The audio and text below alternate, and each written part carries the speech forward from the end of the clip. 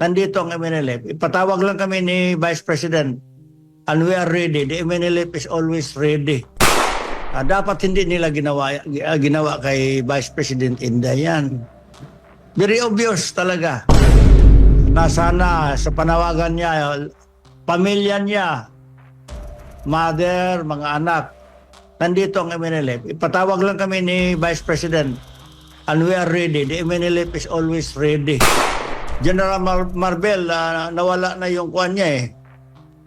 Nawala na yung trust ng taong bayan sa kanya sa nangyari ngayon. Very obvious ang ginawa na magtanggal ng security para the Vice President will be open to any accident, incident, whatever. Vulnerable yan. So, parang ipamukha sa buong mundo na yan, nag-iisa na lang siya, etc. Parang matanggalan ng pwersa, talagang vulnerable siya. So it is a violation yan.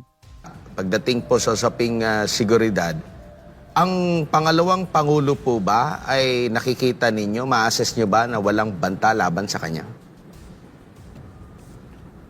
Very obvious. Sa tingin ko lang sa lahat ng nakikinig, Assalamualaikum warahmatullahi ta'ala wabarakatuh. Very obvious ang ginawa na magtanggal ng security para the Vice President will be open to any accident, incident, whatever. Vulnerable yan.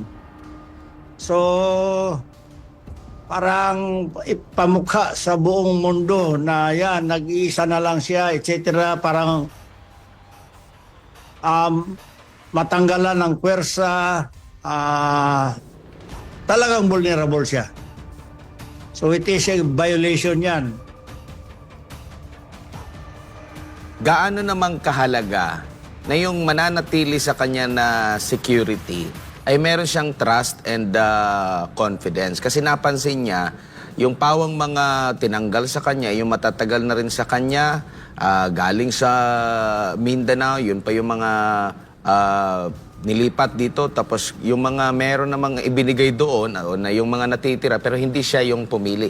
Gaano kahalaga na meron kang trust and confidence sa yung nakapaligid sa'yo?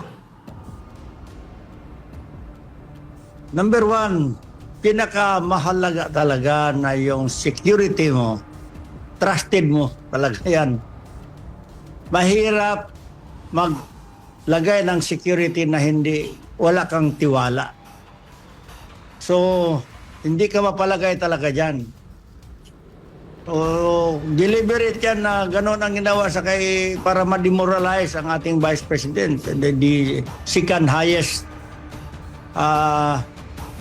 office of the land. Dapat hindi nila ginawa kay Vice President Inday yan. Very obvious talaga. Opo, at si Senador Ronald Bato de la Rosa nag-post po na kumbaga nanawagan sa lahat ng mga nasa o galing ba sa security sector o marunong ng armed combat na willing, no, bayanihan para sa pagbibigay ng seguridad dito kay Vice President Inday Sara. Sinigundahan naman ito ni Senador Robin Hood Padilla at ni Senador Bongo, at nakita ko rin po sa post ninyo na handa rin kayo na magbigay ng seguridad po sa pangalawang Pangulo. Yes, it is incumbent for us, obligasyon namin. Hindi namin pwede mabayaran ang pag-secure ng mga Duterte sa amir namin, ng aming founding leader, Professor Normis Pari, na nandito sa Davao. Malaki ang utang na loob namin sa kanilang pamilya.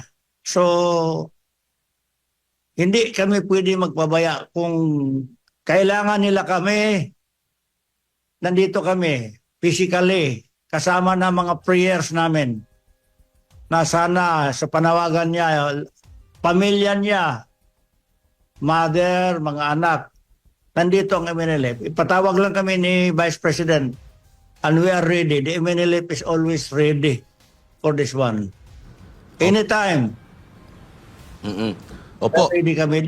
Ito ang answer namin sa panawagan ng mga mahal natin ng mga senador, sila Senator Bongo, Senator Bato, at saka si Senator Robin. Here we are, the MNLF. We are ready.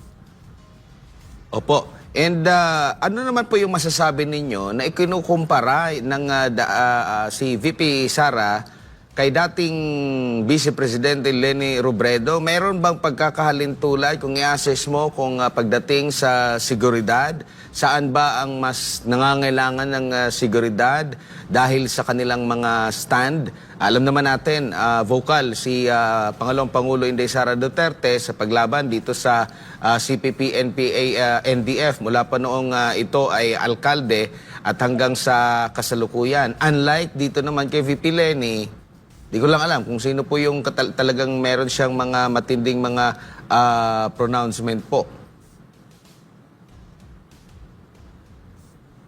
Very dangerous kasi kaya nga nasabi ko vulnerable ang ating mahal na Vice President.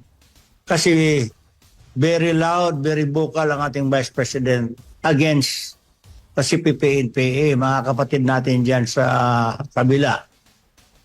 Itong NTFL na issue, strong ang support ng ating mahal na Vice President. Kaya siguro deliberate na tinanggalan ng security para ayan na, ambusin nyo na yan.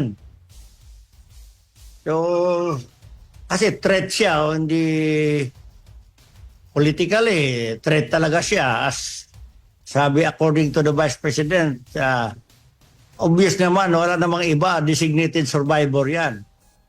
Whether we like it or not, she will be the next president. Kung talagang magkaroon ng patas na eleksyon. Kaya parang desperado na. O wala nang security yan. She is open. So, deliberate yan. Pero nandito naman tayo. O kaya, ito, samantalahin ko na ito. Panawagan, calling all Mindanaoans, especially in Davao City, let's all unite for justice and restore confidence sa ating mga kapulisan, sa police force. Let's all unite and kailangan natin suportahan ang ating mahal na Vice Presidente.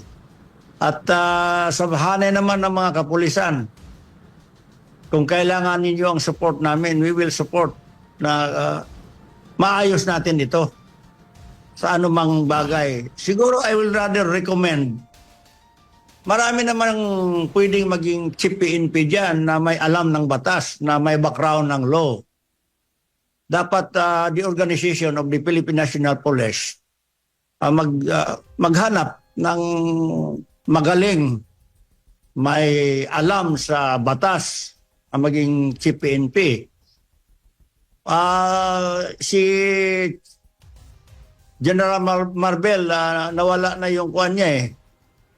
Nawala na yung trust ng taong bayan sa kanya sa nangyari ngayon.